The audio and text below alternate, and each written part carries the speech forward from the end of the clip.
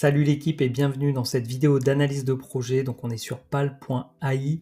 Vous êtes 37% à l'avoir choisi dans l'onglet communauté. Régulièrement sur cette chaîne, donc on analyse des nouveaux projets. Si vous voulez voir un projet analysé, il vous suffit de mettre le nom en commentaire. Ensuite, j'en sélectionne 4 que je mets dans un sondage donc qui est disponible dans l'onglet communauté. Pareil, si vous voulez choisir du coup parmi les 4 projets sur le vote en cours, je vous invite à aller faire un petit tour. Comme toujours, la vidéo se décomposera en 2 parties. Une première où on ira voir un peu l'aspect fondamental du projet, quel problème il résout, quelle est sa valeur ajoutée, qui est l'équipe derrière ce projet, quelle est sa tokenomics, bref, voilà, on ira faire un petit tour des fondamentaux. Ensuite, une deuxième partie où on ira sur les graphiques pour répondre à 2 questions. La première, est-ce que nous sommes actuellement dans un bon point d'entrée ou sinon quel serait un bon point d'entrée? Et ensuite, quels sont les différents niveaux de prise de profit qu'on peut envisager sur ce projet.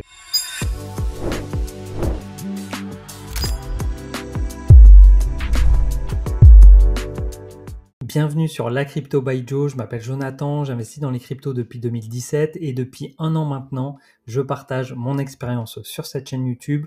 Vous êtes déjà plus de 3000 à l'avoir rejoint, donc merci infiniment. Et si vous n'êtes pas encore abonné, eh bien, je vous invite à le faire. Allez faire un petit tour si vous me découvrez sur cette vidéo sur la chaîne pour voir les différents types de contenus que je peux proposer. Si vous débutez dans l'investissement crypto, j'ai mis à votre disposition dans la description un guide gratuit où je vous présente toutes les bases, voilà, pour pouvoir débuter sereinement dans l'investissement crypto. Cette vidéo ne constitue en aucun cas un conseil en investissement. Je vous partage le fruit de mes recherches. Vous trouverez en description tous les liens qui ont servi, toutes les sources ayant servi du coup à la production de cette vidéo. Si vous notez des erreurs dans ce que je vous partage dans cette vidéo ou que vous souhaitez apporter des compléments d'information, n'hésitez pas à le faire savoir dans les commentaires pour que tout le monde puisse en profiter. Et on attaque maintenant avec la première partie. Comme son nom l'indique, pal.ai est dans le domaine de l'intelligence artificielle. C'est un écosystème de chatbot basé sur la blockchain Ethereum qui exploite les technologies d'IA et d'apprentissage automatique pour fournir des assistants IA personnalisés aux investisseurs crypto notamment. Il propose des suites d'outils et de fonctionnalités, notamment des chatbots adaptatifs, une formation personnalisée à l'IA, un entraînement multimodal de l'IA et un apprentissage continu. Au niveau de leurs produits, on va principalement donc retrouver des bots IA donc pour les communautés, les groupes ou les individus. Ce sont des bots qui sont plutôt donc orientés crypto, qui sont personnalisables. Il y a même possibilité donc d'avoir des marques blanches, des clones pour des marques. Ils peuvent être utilisés en module complémentaire pour ceux qui font du trading et également pour repérer, pour sniper du coup des jetons qui auraient un gros potentiel sur le marché des cryptos, par exemple en évaluant les différentes données sociales, en combinant donc la blockchain et les scores sociaux pour faire des recommandations d'achat, améliorer la précision grâce à l'apprentissage automatique à partir des succès passés et une capacité à mettre à jour en permanence les stratégies en fonction des nouvelles données et des nouveaux résultats. Donc des bots personnalisés, adaptés aux besoins de chacun, c'est en gros la proposition de valeur de pal. Maintenant, si on s'intéresse un peu à son équipe, on retrouve David qui est cofondateur de Palia, il y a également Simon Flom, Peter et Anne. Si on se rend sur leur compte X, donc ici on a David Moon, donc on est sur un pseudo. Ici on a Simon Flom, le compte n'existe pas. Ici on a, faut savoir que je suis sur les documents de Pal, hein. C'est directement eux qui fournissent ça. Et donc on a pour finir Doxed Shad. Donc en gros sur les 4, il y en a 2 qui ont des comptes qui n'existent plus et les 2 autres sont des pseudos. Donc difficile aujourd'hui de savoir qui est vraiment l'équipe. Il y a Simon Flom en faisant des recherches que j'ai réussi à retrouver. Ici, je suis sur le X de Pal, donc avec 89 000 abonnés. Ici, donc Simon Flom, directeur pal.ai.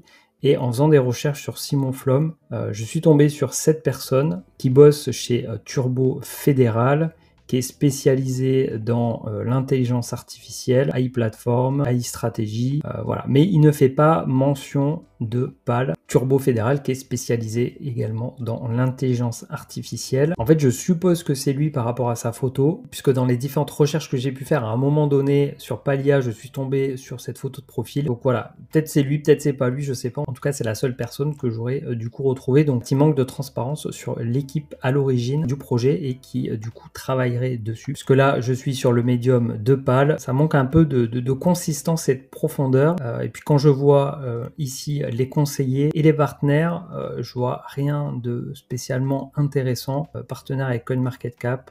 Ok, avec des plateformes, avec Gecko Terminal, avec Google Cloud, enfin c'est pas foufou quoi. Pour revenir sur leur compte X, quelque chose qui est plutôt à leur avantage, c'est que sur les différents posts qui republient ou qui publient directement, je trouve qu'il y a quand même une bonne activité en termes de vues, de likes, de repartages et de commentaires, parce qu'on est quand même sur un compte assez, on va dire, petit, avec moins de 100 000 abonnés. Je trouve qu'il y a quand même pas mal du coup d'activités au niveau de leur communauté sur X. Autre point positif que j'ai trouvé, c'est leur roadmap, que j'ai trouvé assez bien présentée et assez intéressante, avec une vision donc jusqu'au Q3 de 2025 pour la sortie de leur application mobile. Ici donne la possibilité donc de s'inscrire à la waitlist pour disposer de l'application mobile. On voit qu'il y a pas mal d'évolutions prévues sur début 2025, que ce soit au niveau des modèles d'intelligence artificielle, au niveau des applications web, également sur toute la partie finance et trading, infrastructure et développement d'outils, également sur la partie technologie et la partie développement du business. Dernière mise à jour le 14 décembre 2024. Pour le trading, ils ont également créé un DEX. Donc pour se connecter, c'est très simple, il suffit de connecter donc avec une adresse Google. Donc là, c'est ce que j'ai fait. Ici, il y a possibilité donc de voir un peu les différents modèles qui existent avec leur performance. Ici, vous avez possibilité de créer votre propre agent qui tradera selon du coup les règles que vous aurez définies. Ici, si je veux trader, eh bien, il faut que je dépose des fonds sur mon portefeuille. Donc ils ont créé automatiquement un fonds. Dès lors que j'ai connecté en fait mon adresse Google et que j'ai confirmé que c'était bien mon adresse avec un code à 6 chiffres, ils m'ont créé un wallet. Du coup, ensuite, il faut que je dépose de l'argent dessus avec un minimum de 0,06 sol pour pouvoir commencer à utiliser ces services. Si on regarde maintenant un peu les données on-chain, ici on est sur les revenus en ETH. Donc on voit que le protocole génère des revenus, qu'il y a eu pas mal d'activités quand même depuis son lancement, une période plutôt creuse entre juin et octobre, et que là sur la fin d'année on a plutôt une reprise. Ici on voit l'évolution donc du cumul des revenus, on a des frais cumulés qui vont bientôt atteindre les 10 000 ETH, voilà on les voit ici, 9 793. Ici on a le nombre d'utilisateurs, donc plus de 24 000 utilisateurs, là on a donc les utilisateurs cumulés. Ici si on croise avec les données de DeFi Llama, on voit donc en ETH qu'on a eu, donc on retrouve quelque chose d'assez cohérent, on a eu un pic au printemps et un regain d'intérêt sur la fin d'année. Et donc en USD, ça correspond à plusieurs centaines de milliers de dollars avec des mois qui vont dépasser le million, et le plus gros mois, donc ça a été novembre, avec 1,5 million de frais générés. Au niveau de la tokenomics, j'ai trouvé assez peu d'informations. Ici, je suis sur le site docs.pal.ai, donc c'est les documents mis à dispo de PAL. Si on va sur CoinGecko et qu'on clique sur le white paper, on arrive du coup sur ce site, et donc sur la partie tokenomics, c'est très pauvre. Ici, on a plutôt une information qui est liée aux frais de 4% sur les achats et les ventes. Donc, il y a 1% qui va au marketing et à l'acquisition de nouveaux utilisateurs, 1% pour le développement, 1% pour l'équipe et 1% pour l'écosystème. Il semblerait qu'il y ait une levée de fonds en 2023, une levée de fonds donc privée. Le VC qui serait derrière ce financement serait Asa Venture. Voilà. Mais on n'a pas d'informations sur le montant levé, sur le prix d'achat également du jeton. Ce qu'on apprend également ici, c'est que Pal.ai du coup serait situé en Inde. Au niveau de la répartition du jeton, les infos que j'ai pu trouver, c'est que 65% ont été mis en liquidité, 20% bloqués pour la fondation et 15% pour les revenus du stacking. Ici sur CoinGecko, il nous indique qu'on a 1 milliard de jetons en offre totale et en offre maximale, qui en a 880 millions qui sont en circulation. Et à cela, donc si on rajoute les 120 millions qui sont bloqués, on atteint du coup le milliard, ce qui fait que hormis voilà, ces 120 millions, tout est en circulation. On a donc 88% des jetons actuellement en circulation. Et au niveau de l'utilité du jeton, donc il servirait au paiement, donc par exemple pour l'abonnement service premium de Pal.ai, le paiement se ferait en PAL. Il sert également à la gouvernance, il sert au stacking. Il sert également d'incentive communautaire, donc pour récompenser ceux qui sont actifs au développement de l'écosystème ou qui vont faire la promotion de la plateforme. Et il peut également être utilisé pour des outils plus avancés comme les bots IA personnalisés et la partie Trading Sniper IA. Donc pour résumer, on a un projet qui est d'origine indienne d'une équipe qui serait quand même assez inconnue. En tout cas, des recherches que j'ai pu faire, j'ai pas trouvé grand chose. On a des produits quand même qui génèrent des revenus et qui sont plutôt en progression. On a une roadmap qui est assez claire. Donc je trouve qu'on a à la fois des éléments qui peuvent être positifs et négatifs sur ce projet. On est sur une narrative qui est quand même majeure dans ce cycle avec l'intelligence artificielle. C'est un jeton qui est peu capitalisé. On est à 180 millions. Il est classé 380 sur CoinGecko. Donc probablement une crypto qui peut avoir un gros potentiel, mais qui présente quand même des gros risques et notamment avec les éléments négatifs qu'on a pu voir. Personnellement, c'est pas un projet sur lequel je me positionnerai, mais pour autant, il peut très bien performer dans ce cycle. Et pour voir ça, on va passer du coup à la deuxième partie. On se retrouve donc sur TradingView, on est sur Palaii, on est en weekly. La première question donc c'est est-ce qu'on est dans une zone intéressante pour investir? Ici, comme toujours, on va faire les retracements de Fibonacci.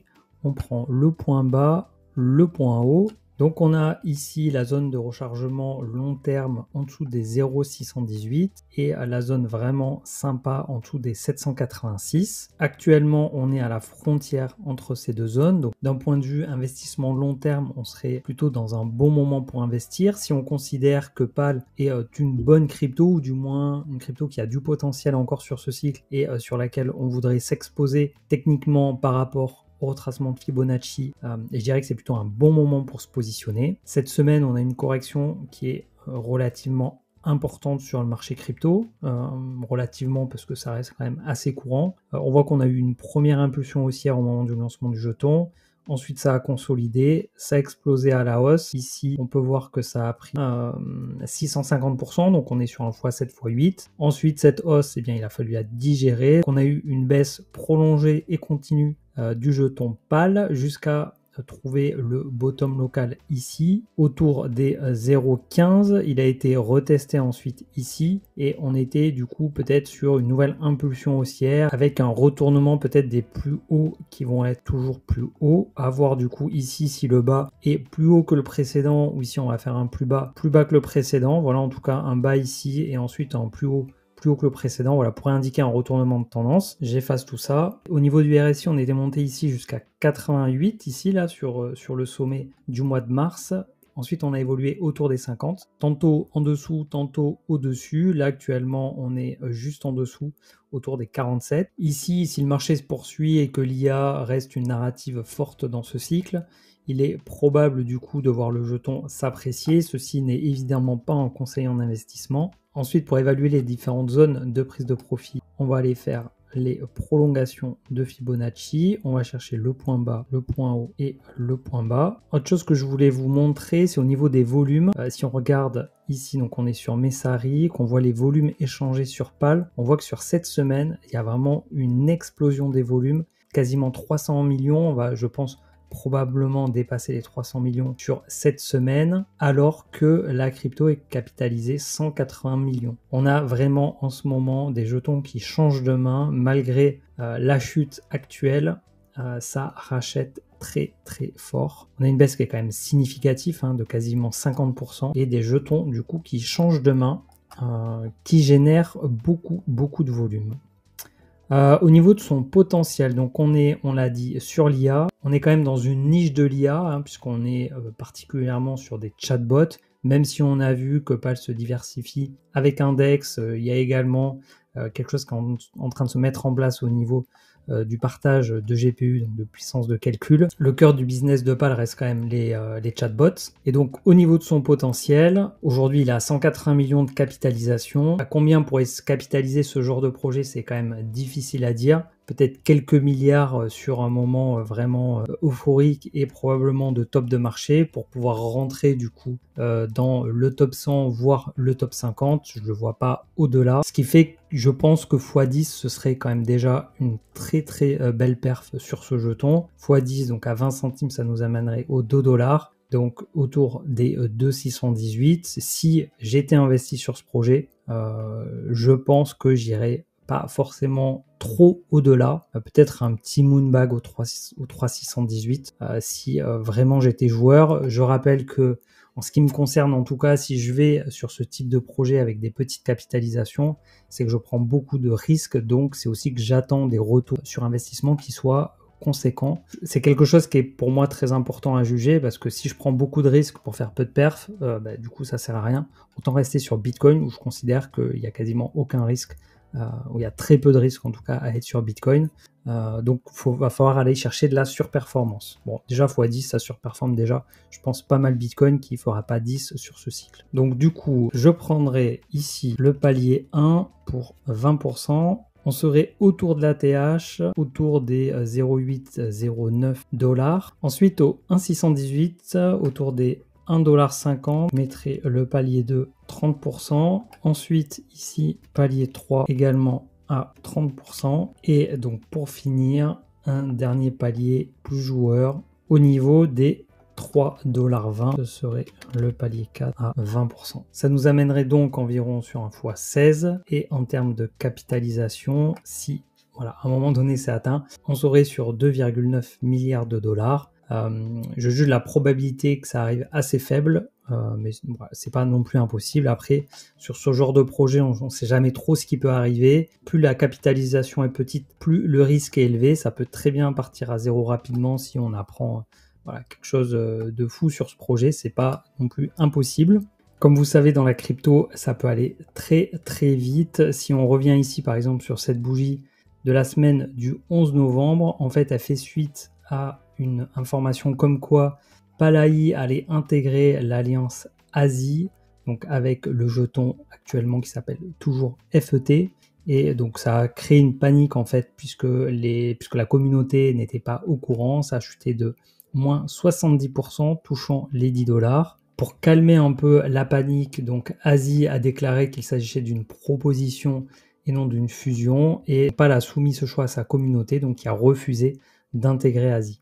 Voilà, donc on arrive à la fin de cette vidéo, j'espère qu'elle vous aura plu. Si c'est le cas, pensez à mettre un petit like. Dites-moi en commentaire ce que vous pensez de PAL. Est-ce que vous avez une vision plutôt positive ou négative de ce projet et avec quel argument? Quel potentiel également voyez-vous dans ce jeton sur ce cycle? Je vous invite à me proposer une autre crypto qui serait analysée sur cette chaîne. Je vous donne rendez-vous très prochainement pour une nouvelle vidéo et d'ici là, portez-vous bien. Ciao!